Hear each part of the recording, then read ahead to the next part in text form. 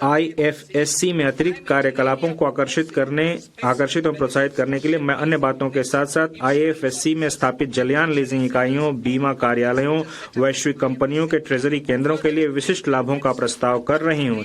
इसके अलावा IFSC में प्रारंभ करने की निर्णायक तारीख को भी लाभ का दावा करने के लिए 5 वर्षों तक बढ़ाकर 31/3/2030 तक कर दिया गया है।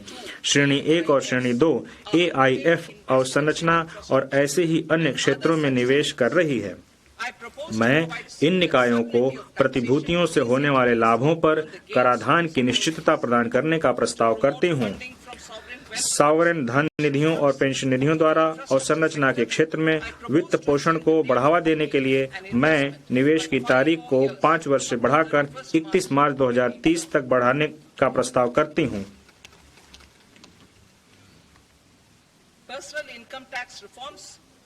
मध्य वर्ग पर विशेष ध्यान देते हुए वैयक्तिक आयकर सुधार। विकसित भारत की ओर हमारी यात्रा में लोकतंत्र, जननांगिकी और मांग हमारे मुख्य सहायक स्तंभ हैं। मध्य वर्ग भारत के विकास के लिए शक्ति प्रदान करता है।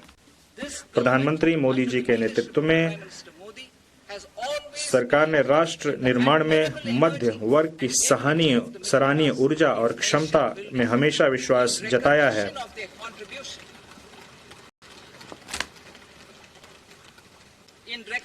उनके योगदान को देखते हुए हमने उनके कर के बोझ को समय समय पर कम किया है। 2014 के बाद तुरंत शून्य कर स्लैब को बढ़ाकर 2.5 लाख कर दिया गया था, जिसे 2019 में बढ़ाकर 5 लाख कर दिया गया, 2023 में 7 लाख कर दिया गया। यह मध्य वर्ग की करदाताओं पर हमारी सरकार के विश्वास को दर्शाता है। मुझे अब यह घोषणा करते हुए प्रसन्नता हो रही है कि नई कर व्यवस्था के अंतर्गत 12 लाख तक की आय अर्थात विशिष्ट दर आय जैसे पूंजीगत लाभ को छोड़कर 1 लाख प्रतिमाह की औसत पर कोई आयकर देय नहीं होगा।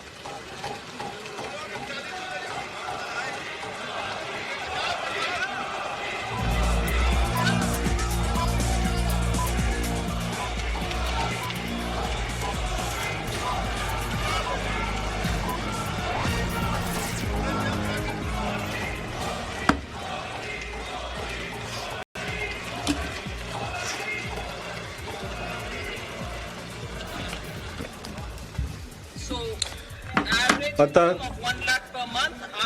1 लाख अर्थात विशिष्ट आय दर जैसे पूंजीगत लाभ को छोड़कर नए व्यवस्था में यह जो लिमिट है वो 12.75 लाख की होगी वेतनभोगी करदाताओं के लिए, जो कि वर्तमान में 75,000 की मानक कटौती के कारण है। ये महत्वपूर्ण घोषणा है बजट की। 12 लाख तक इनकम पर कोई टैक्स नहीं लगेगा। बजट में ये एक महत्वपूर्ण घोषणा, 12 लाख तक इनकम पर कोई टैक्स नहीं लगेगा। और क्या प्रोविजन है सुनिए। और निवेश को बढ़ावा देने के लिए उनके पास अधिक धनराशि उपलब्ध होगी। मैं नई कर व्यवस्था में निम्नानुसार कर दर संरचना को संशोधित करने का प्रस्ताव करती हूँ। 0 से 4 लाख रुपए 0, 4 से 8 लाख रुपए 5%, 8 से 12 लाख रुपए 10%, 10 से 12 लाख रुपए 15%, 16 से 20 लाख रुपए 20%, 20 से 24 लाख रुपए 25%, 24 लाख रुपए से अधिक 30%।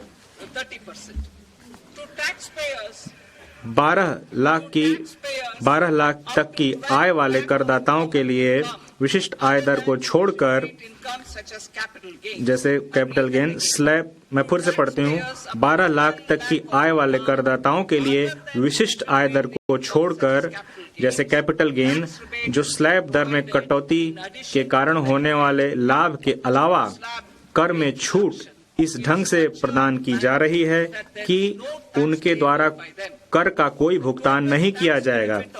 आय के विभिन्न दरों में स्लैब दर संबंधी परिवर्तनों और छूट के कुल कर लाभ को उदाहरणों के साथ दर्शाया जा सकता है।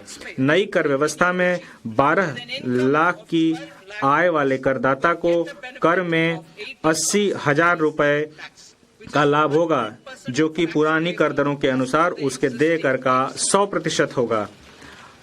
18 लाख रुपए की आय वाले व्यक्ति को कर में, जो कि 18 लाख की आय प्राप्त कर रहा है, उसको 70,000 रुपए, जो कि पुरानी कर दरों के अनुसार देय कर का 30% होगा, का लाभ होगा। जो 25 लाख की आय वाले व्यक्ति को 1,10,000 रुपए, जो कि पुरानी कर दरों के अनुसार 25% का होगा, का लाभ होगा। मेरे कर प्रस्तावों के प्रस्ताव अनुलग्नक में दिए गए हैं। इन प्रस्तावों के परिणाम स्वरूप प्रत्यक्ष करों में लगभग 1 लाख करोड़ और प्रत्यक्ष कर में और अप्रत्यक्ष करों में लगभग 2600 करोड़ का परित्याग होगा। माननीय अध्यक्ष महोदय, इसके साथ ही मैं इस बजट को सदन के सम्मुख रखती हूँ। जय हिंद।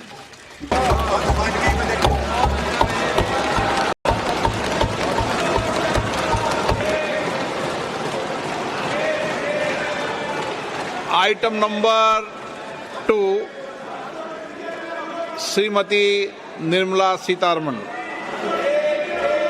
सर, आपकी अनुमति से मैं निम्नलिखित सदन बजट के सत्र हाउस के पदन पर रखती हूँ। बजट प्रबंधन अधिनियम 2030 का फिस्कल पॉलिसी स्ट्रेटजी स्टेटमेंट और macro economic framework statement. Item number 3, Sitharaman ji महोदय, मैं आपकी अनुमति से मैं यह प्रस्ताव करती हूं कि वित्त विधेयक 2025 को सदन के सम्मुख लाया जाए।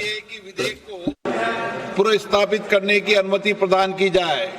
जो सदस्य इसके पक्ष में हाँ गए, जो सदस्य विरोध में ना गए, मेरे विचार में निर्णय हाँ वालों के पक्ष में हुआ।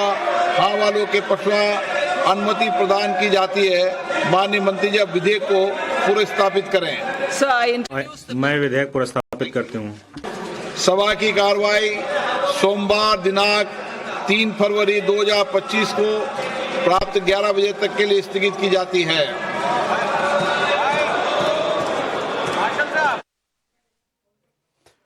मोदी सरकार का मिडिल क्लास को यह तोहफा, 12 लाख तक की इनकम पर कोई टैक्स नहीं लगेगा। न्यू टैक्स रिजीम में 12 लाख तक की इनकम पर कोई टैक्स नहीं लगेगा। मिडिल क्लास को लेकर जो इशारा मिल रहा था, प्रधानमंत्री नरेंद्र मोदी ने जो कहा था लक्ष्मी जी की कृपा के संदर्भ में, वो कृपा कैसे होगी वो यहां पर दिखाई दिया। निर्मला सीतारमण ने बताया कि 12 लाख तक की सालाना आमदनी पर कोई टैक्स नहीं, और उसके बाद जो टैक्स स्लैब्स हैं वो भी उन्होंने बताया कि टैक्स स्लैब्स कैसे होंगे। 4 से 8 5%, 8 से 12 लाख तक 10%, 10 से 12 लाख 15%, 16 से 20 20%, 20 से 24 24% और 24 लाख से ऊपर 30%। अब जरा इसको और बेहतर तरीके से समझते हैं। ये असल